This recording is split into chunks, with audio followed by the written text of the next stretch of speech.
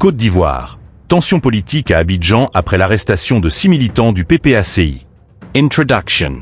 À moins de 3 mois de l'élection présidentielle prévue le 25 octobre 2025, la scène politique ivoirienne est une fois de plus secouée par des tensions entre le pouvoir en place et l'opposition.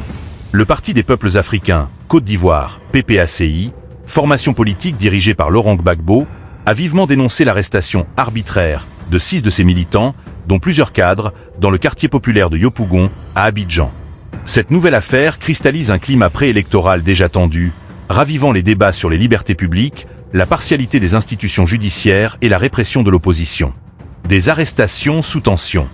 Le 3 août dernier, des affrontements ont éclaté à Yopougon, fief traditionnel du PPACI.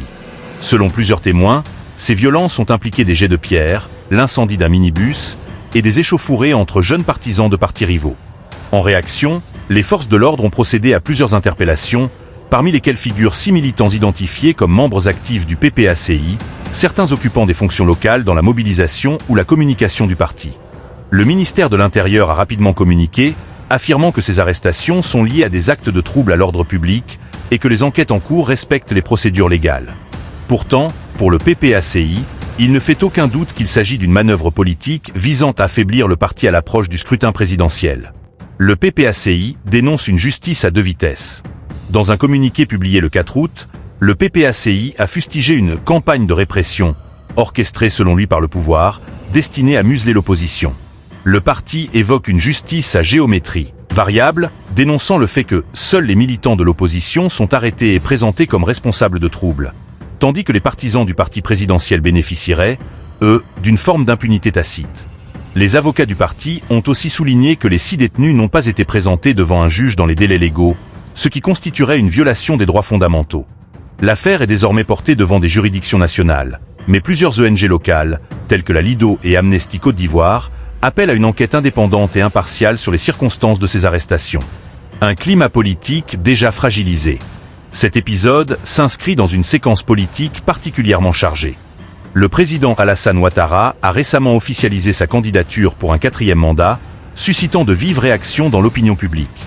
Par ailleurs, plusieurs figures majeures de l'opposition, dont Simone Gbagbo et Tidjane Thiam, ont été exclues de la liste électorale, alimentant l'hypothèse d'un verrouillage politique orchestré en amont du scrutin.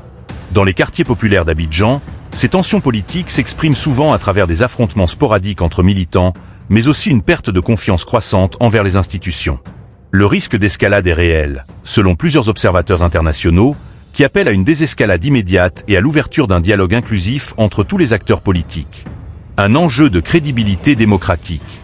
Au-delà du sort des 6 militants arrêtés, cette affaire pose une question plus large, celle de la crédibilité du processus électoral ivoirien. Si les institutions judiciaires et sécuritaires sont perçues comme inféodées au pouvoir, et si l'opposition est constamment affaiblie par des actions judiciaires contestées, la participation citoyenne risque d'en pâtir, tout comme la stabilité du pays. Dans ce contexte, la société civile et la communauté internationale, notamment l'Union africaine et la CEDEAO, sont appelées à jouer un rôle de médiation et de veille. L'issue de cette affaire pourrait bien être un test grandeur nature pour la résilience démocratique de la Côte d'Ivoire.